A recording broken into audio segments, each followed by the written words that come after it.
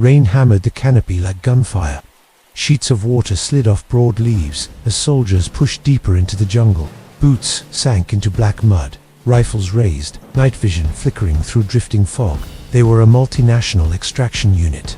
Lieutenant Don from South Africa led point. Behind him, Corporal Anayo from Nigeria, silent and sharp-eyed, and Private Kim from South Korea, who carried drone equipment. Their mission: recover 3 reconnaissance troops captured 2 days earlier. Satellite feeds had stopped near a stretch of forest called the Drowned Green. No radio signals, no distress beacons, only rain and fog thick enough to swallow light. Within 10 minutes, the jungle began to feel wrong. Not just quiet, but empty.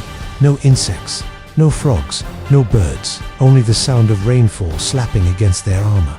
Suddenly, the scout froze, raising a fist.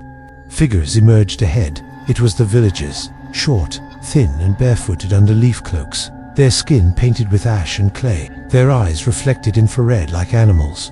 Xavier, an American private, lowered his rifle slightly. "We're searching for prisoners taken through here."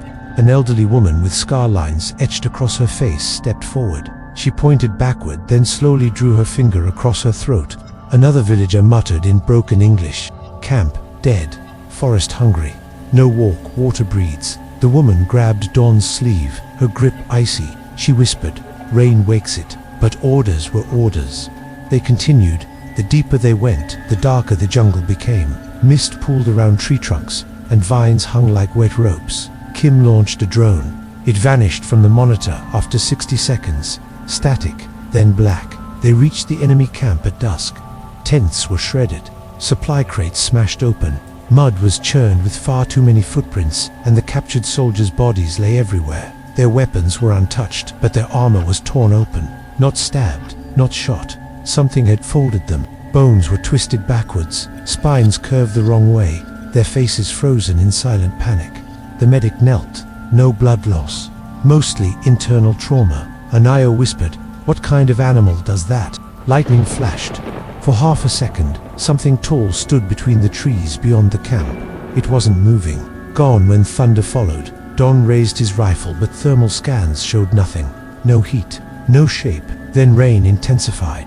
Then, one of the Brazilian soldiers turned and just wasn't there anymore. No scream, no footsteps. Just empty air where he'd stood, his rifle clattering into the mud. The squad spun in circles. Thermals showed nothing. Motion trackers showed nothing. Then another soldier vanished, as if erased. Patel shouted, "We're pulling out now." Mud exploded behind them. Trees bent outward.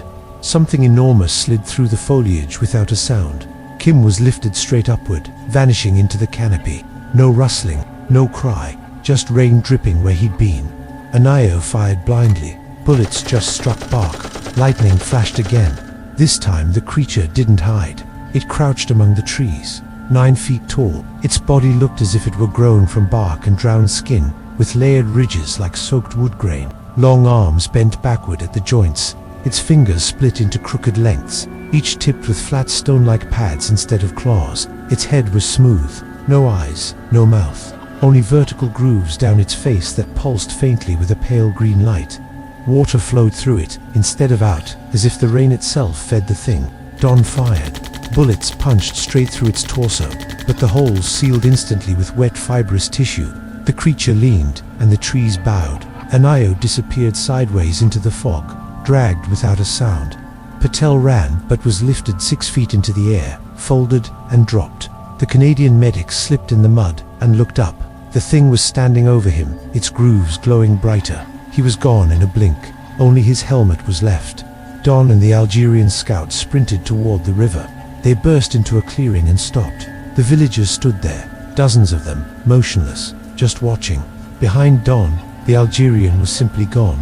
The old woman whispered, "It drinks patrols." Lightning cracked. The creature rose behind Don, towering over him, dripping green light into the mud. He emptied his magazine, but nothing. It stepped forward, and the ground sagged as water rushed toward its feet. The grooves on its face opened wider, glowing like swamp fire. Don lunged into the river and never surfaced. Only his helmet floated downstream. 3 days later, drones found nothing. No bodies, no weapons, no camp, no patrol. Just a dark, wet jungle. Villagers later abandoned the area. Locals say that when storms gather there, trees bend, rivers swell, and soldiers vanish. No screams, no tracks, only rain and the black jungle growing thicker.